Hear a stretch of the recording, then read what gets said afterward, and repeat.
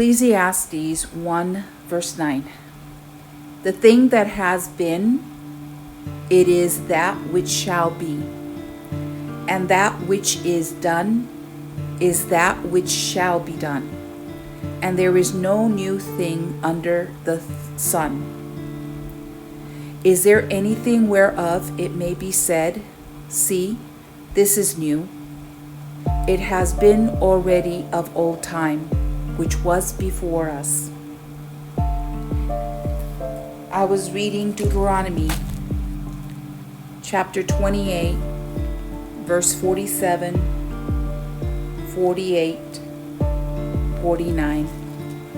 And Deuteronomy 28 is the cursings and the blessings of God.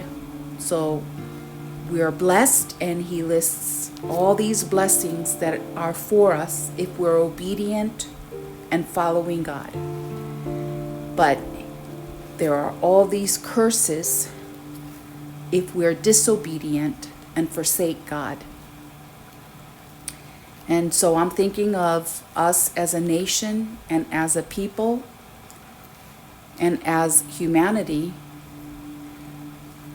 we forsaking God. And what are the consequences? He says in verse 47, because thou servest not the Lord thy God with joyfulness and with gladness of heart, for the abundance of all things. So he's saying, because we don't serve God with joy, being glad for everything that he has given us, for the abundance of all things, therefore shalt thou serve thine enemies, which the Lord shall send against thee, in hunger and in thirst and in nakedness and in want of all things. So we have the opportunity now to serve the Lord with joy, with gladness, with love. And we should be grateful for everything that he has given us and is doing for us.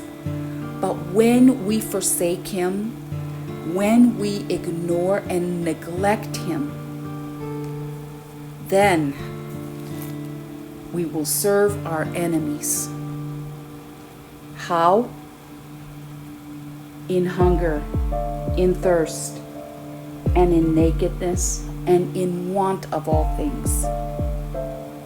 All that is the consequence for forsaking God, for turning our backs on him, for not serving him with joy and gladness, for not appreciating everything that he does for us.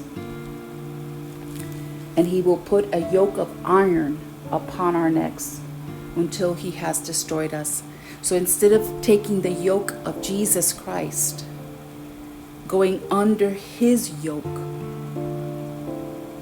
for his yoke is light and easy. Now, because we reject that yoke, a yoke of iron will be placed on our necks, on those that forsake God. The Lord shall bring a nation against thee from far, from the end of the earth, as swift as the eagle flieth, a nation whose tongue thou shalt not understand. Consequences of forsaking God, of turning our backs on him. Wars and rumors of wars are abounding around us. We hear Russia, we fear Russia. We hear about China. We tremble at the thought of war with any of these nations. We think it cannot happen in this country, in this America, because we're too great, too strong. But the Word of God does not lie. He is forewarning us what will happen to a people, to a nation that chooses to forsake Him, that refuses to serve Him in joyfulness and in gladness of heart for the abundance of all things.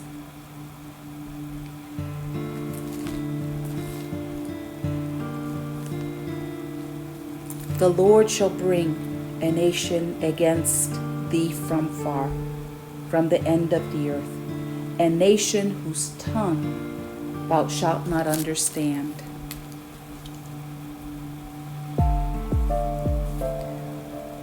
You may say, well, that was for Israel. That was the curses that came upon Israel. The word of God is the same yesterday, today, and tomorrow. It is a personal word to each individual. It's a personal word to the world, reiterating Ecclesiastes. The thing that has been, it is that which shall be. And that which is done is that which shall be done. And there is no new thing under the sun. Is there anything whereof it may be said, see, this is new? It has been already of old time, which was before us.